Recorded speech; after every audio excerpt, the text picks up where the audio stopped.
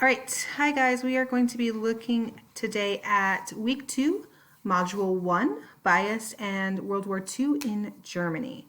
Our objective for today's lesson is going to be social scientists will be able to, in writing, determine bias within primary sources by reading multiple sources and adding bias statements to their written analysis.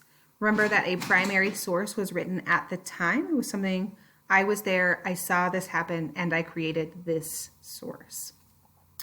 Remember that we are also doing language objectives because many students across the network are joining us from ELD, so we are incorporating language objectives as well. For our language objective today, students will be able to analyze documents by correctly using the vocabulary words bias, biased, and the prefixes pro and anti. Pro meaning for and anti meaning against. Great. Let's take a look at our do now. Our do now for today, we are looking at these two images. We're going to look at their job descriptions and we're going to figure out what is their bias here. So looking at this first image, we see Patrice Harris. She is the president of the American Medical Association. And off to the right there we have LeBron James, NBA basketball player and entrepreneur. So when we're thinking about this, I want you to be thinking about who are these people and what would their opinions on things be? So question number 1 here is asking, which person do you think more people recognize? Who is more recognizable? If we saw these two images, were you like, yeah, I know who Patrice Harris is? Or did you know LeBron James right off the bat? Go ahead and type your answer there in the box.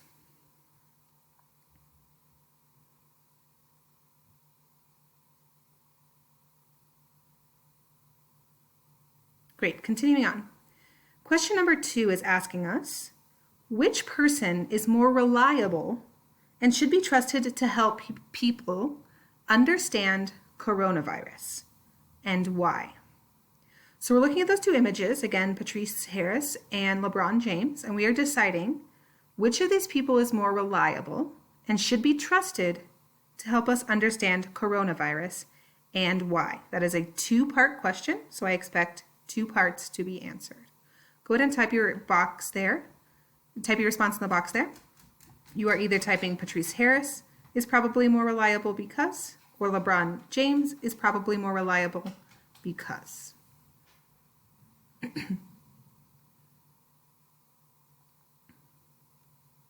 Question 3.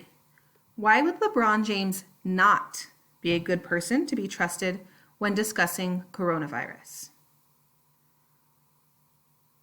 LeBron James is not the best person to trust about coronavirus because. Go ahead and type your response in that box now.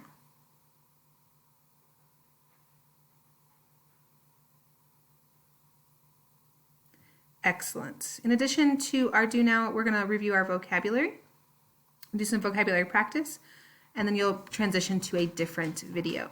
Today our primary vocabulary word is bias. The definition of bias is when a person or source favors or prefers one side of an issue or makes judgments based on information that is not entirely true or based on their own personal beliefs or opinions. A person or source who favors one side of an issue or makes judgments based on information that is not entirely true or that is based on their own personal beliefs or opinions. That's a bias. An example here is Michael loves dogs.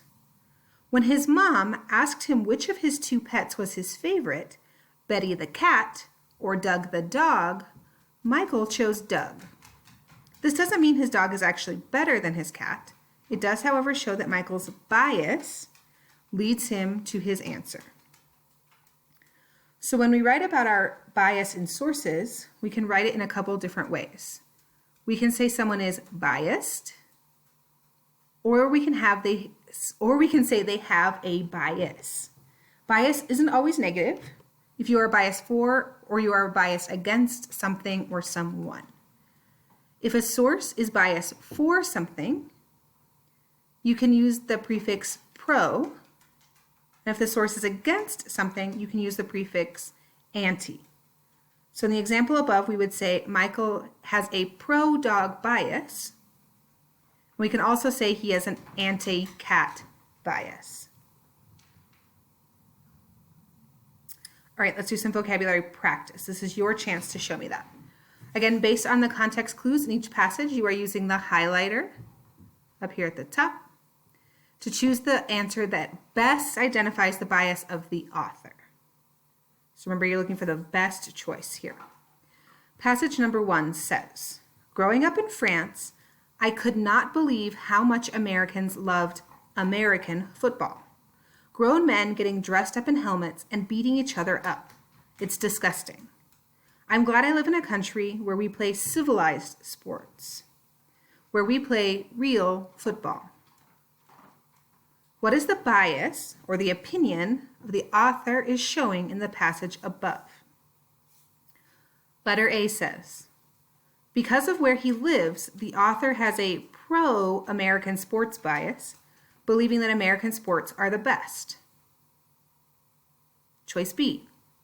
Because of where he lives, the author has an anti-American sports bias, believing that European sports, such as soccer, are the best. Choice C. This author shows bias by not giving any reasons why they believe American sports are better. European sports are better. And then choice D. This author shows by expressing only facts and not sharing their opinion at all. Make your choice now. Remember, you are using the highlighting tool to pick the best choice to show the bias in this opinion. Passage 2.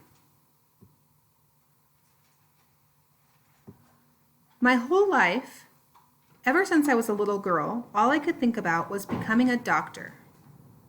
It still is my dream. Now that I'm in high school, I'm still being forced to take history class without reason or cause. Not only will history class not help me become a doctor, but it isn't something that I enjoy learning about. I thought that getting to high school meant I could start becoming who I wanted to be. The question asks, what is the bias the author is showing in the passage above? Answer choice A. The author shows bias by arguing a point that is untrue. Everyone knows history classes are the best. We know where my bias would lie. Answer choice B. Because of what the author wants to be when she grows up, she has a pro-history bias and believes every other class is useless. Answer choice C. The author shows bias by getting frustrated about her circumstance. If she expressed herself more calmly, she would get her way. Answer choice D. Because of what the author wants to be when she grows up, she has developed an anti-history bias and now assumes that everything other than what she wants to do is unimportant. What is the bias of the author from passage 2? Again, use the highlighting tool to pick the answer choice that is best. Passage 3. I grew up in a cold, hopeless world. I was 6 when World War I ended, and my country lost everything because we were on the losing side. As I got older, I grew to hate the countries that punished us. I am a German, but I was only a boy during the First World War. I did not fight, yet. I am being punished for it. France, Britain, the United States, they only care about revenge, not people. Now I fear the people they didn't consider are going to start fighting back. What is the bias the author is showing in the passage above? Letter choice A. This author has developed a pro-Germany bias following World War I and resents the big three nations, Britain, France, and the United States. Answer choice B. This author has developed an anti-Germany opinion that supports the big three and believes their punishment of Germany was just or fair.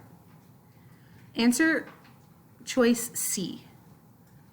The author has developed a pro-Germany bias that supports Germany following World War I, despite him not being German himself. Answer choice D.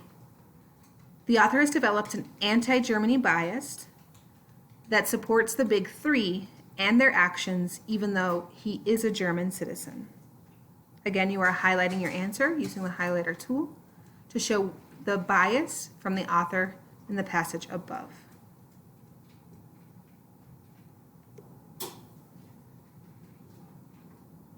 Great. When you go down to the direct instruction section, there will be a new video.